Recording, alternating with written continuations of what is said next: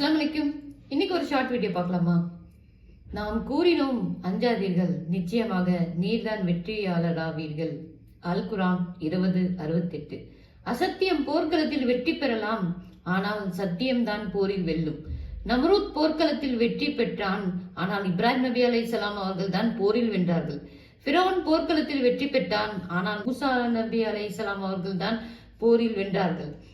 முகமது நபி ஸல்லல்லாஹு அலைஹி வஸல்லம் அவர்கள் மக்காவில் இருந்து இருள் மறைவில் வெளியேறினார்கள், ஆனால் பகல் வெளிச்சத்தில் வெற்றி வீரராக மக்காவுக்கு திரும்பினார்கள். மக்காவின் 4 வாசல்கள் வழியாக முஸ்லிம்கள் நுழைந்தார்கள். போர்க்களத்தில் அசத்தியம் வெற்றி பெறுகிறது என்பதற்காக நிராசை வேண்டாம். போரில் சத்தியம் இன்னும் வெற்றி பெறவில்லையே என்பதற்காக அவநம்பிக்கையும் வேண்டாம்.